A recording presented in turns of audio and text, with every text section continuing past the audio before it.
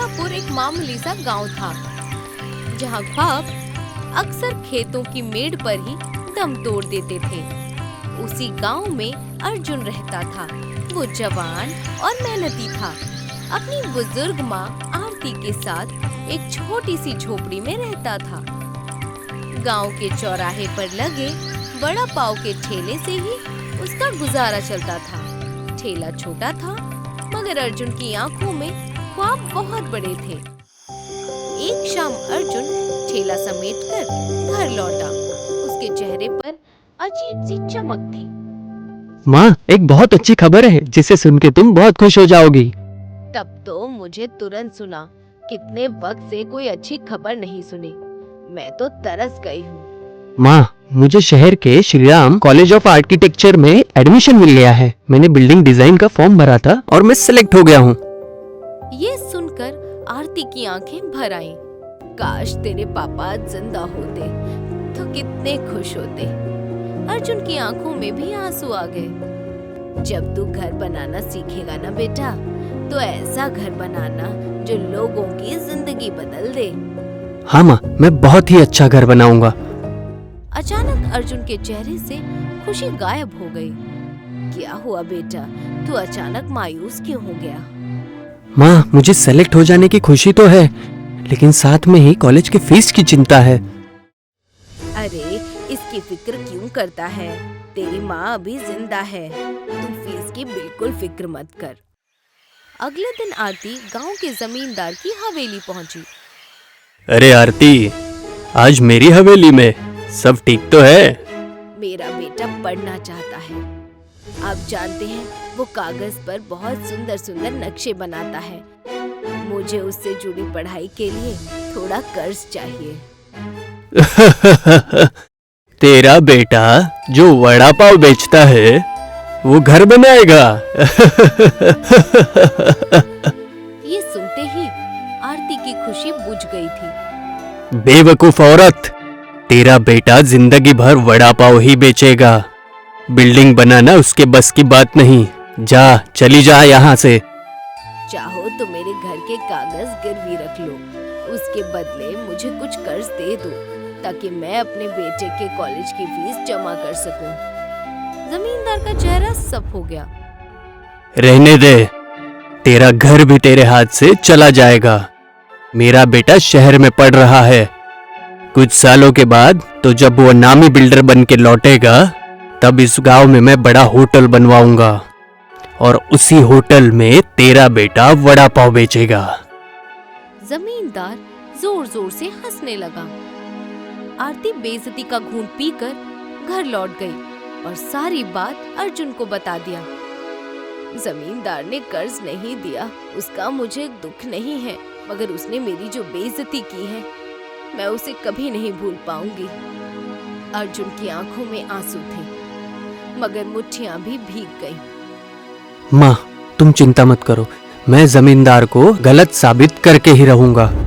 अगले दिन अर्जुन की दोस्त मीरा उससे मिलने आई। वो गांव की ही लड़की थी, मगर बहुत तेज दिमाग वाली थी। तुम इतना गुस्सा क्यों हो? मीरा कुछ वक्त सोचती रही, फिर उसकी आंखों में चमक आ गई थी। तुम वड़ा पाव बनाते हो ना? हाँ। तो क्या तुम वड़ा पाव का घर बना सकते हो? क्या मतलब है तुम्हारा? मतलब यही कि कुछ ऐसा बनाओ कि कॉलेज खुद तुम्हें बुलाओ, नौकरी तुम्हारे पीछे पीछे चले। अर्जुन खामोश रह गया। उस रात वो बहुत देर तक सो नहीं पा रहा था। उसके मन में पहली बार एक अनोखा ख्वाब आकार ले रहा था। अर्जुन दिन रात कुछ नया करने की सोच में डूबा रहता था। एक दिन वो अपना वड़ा पाव का ठेला लेकर गांव से थोड़ी दूर एक पुराने दरख्त के नीचे जा बैठा था। उसका मन भारी था और उसके मन में फिक्र साफ झलक रही थी। हे भगवान, अब मैं क्या करूं? अगर कॉलेज की फीस जमा नहीं हुई तो मैं आगे की पढ़ाई नहीं कर पाऊंगा। मेरा सपना अधूरा रह जाएगा और जमींदार को फिर से मजाक उड़ाने का मौका मिल जाएगा। तभी वहाँ पर एक भिखारी आ पहुँचा। मुझे बहुत भूख लगी है बेटा, मुझे खाने को दे दो, मेरे पास पैसे नहीं है। अर्जुन ने बगैर सोचे समझे थैली से वड़ा पाव निकालकर उसे दे दिया। भिखारी वड़ा पाव खाने लगा। और उसका चेहरा खिल उठा। तुम तो वड़ा पाव बहुत अच्छा बनाते हो और जवान भी हो, कमाई भी बहुत अच्छी होती होंगी, फिर भी इतने उदास क्यों हो? अर्जुन की आंखें भर आईं। उसने इशारों में अपनी पूरी कहानी सुना दी थी। क्या तुम कभी वड़ा पाव के गांव गए हो? वड़ा पाव का गांव? ये क्या होता है? आप क्या कह रहे हैं? मुझे कुछ समझ में नहीं आ रहा। भिखारी की आंखों में अचानक चमक आ गई। सुनो, मैं कोई साधारण भिखारी नहीं हूँ, मैं बस भिखारी के भेष में रहता हूँ। तुम्हारी आंखों की सच्चाई ने मेरा दिल जीत लिया है। तुमने सच्चे दिल से मुझे वड़ा पाव खिलाया, इसीलिए मैं तुम्हें कुछ ऐसा दिखाना चाहता हूँ जिसे देखकर तुम चौंक जाओगे। इस दरवाजे के अंदर चले जाओ बेटा। ये कहते ही भिखारी की आंखों से रंग बिरंगी किरणें निकलने लगी। देखते ही देखते दरख्त के तने में एक छोटा सा चमकता हुआ दरवाजा बन गया। आप आखिर है कौन? इसके बाद तुम्हें खुद पता चल जाएगा। भिखारी ने अर्जुन का हाथ पकड़ा और उसे दरवाजे के अंदर ले गया।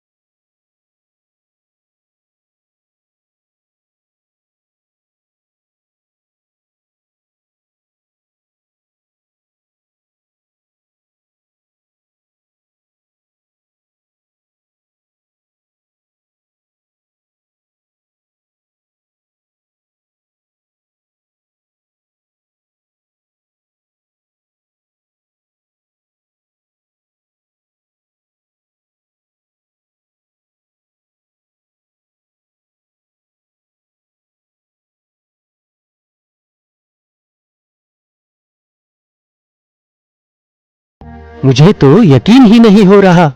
अब मैं तुम्हें यहाँ वड़ा पाव का घर बनाना सिखाऊंगा। मायावी आदमी ने अर्जुन को सिखाना शुरू किया कि कैसे बड़ा पाव के आकार और संरचना से मजबूत घर बनाए जाते हैं, कैसे गोल पाव जैसी दीवारें गर्मी और ठंडी से बचाती हैं, कैसे बड़ा जैसे मजबूत पर्दे घर को टिकाऊ बनाते हैं। कुछ ही दिनों में अर्जुन इस कला में निपुण हो गया। आपका शुक्रिया। अब मुझे यकीन है कि मैं वड़ा पाव का घर बना सकता हूँ। मायावी आदमी मुस्कुराकर बोला। अब तुम्हारे जाने का वक्त हो चुका है, लेकिन याद रखना, इस गांव का रहस्य किसी को पता नहीं होना चाहिए। उसने अर्जुन का हाथ पकड़ा। रंग बिरंगी किरणें फिर से चमकी थीं और अगले ही पल दोनों दरख्त के बाहर थे। मायावी आदमी फिर से भिखारी में तब्दील हो गया। वो मुस्कुराया और बगैर कुछ कहे वहां से चला गया। अर्जुन उसी दरख्त के नीचे खड़ा रह गया था, मगर अब उसकी आंखों में मायूसी नहीं, एक नई रोशनी थी। अगले दिन वो अपने घर के सामने कुछ अलग ही बनाने की तैयारी में जुट गया। तभी मीरा वहां पहुंची और हैरानी से अर्जुन को देखने लगी। अर्जुन, तुम क्या कर रहे हो? बस तुम देखती जाओ। अर्जुन देखते ही देखते बड़ा पाव का घर बनाने में जुट गया। कुछ ही वक्त में वहां एक अनोखा घर खड़ा था। घर बिल्कुल बड़ा पाव जैसा था। गोल ढांचा, ऊपर से सुनहरा रंग और बीच में आलू की तरह उबली हुई संरचना। छत इस तरह डिजाइन की गई थी कि बारिश का पानी फिसलकर किनारों से बह जाए। दीवारें दोहरी थीं, जो गर्मी में ठंडी और सर्दी में गर्म रहती थी। घर के अंदर का हॉल ऐसा लगता था जैसे पाव के अंदर मसाले सजे हों। गोला आकार कमरे थे और कुदरती रोशनी भरपूर थी और हवा का बहाव ऐसा था कि जैसे पंखे की जरूरत ही ना पड़े। मीरा ये सब देखकर चौंक गई। अर्जुन, मैंने तो तुमसे ऐसे ही कहा था। तुमने तो सच में वड़ा पाव का घर बनाकर तैयार कर दिया।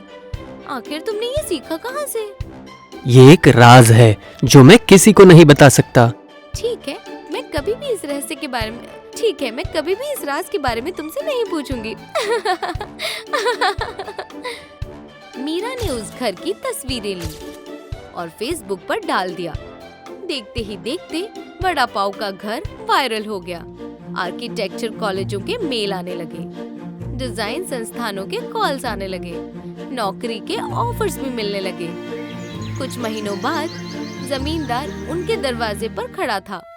मुझसे गलती हो गई, जो मैंने तेरे बेटे को कम समझा, मुझे माफ कर दो।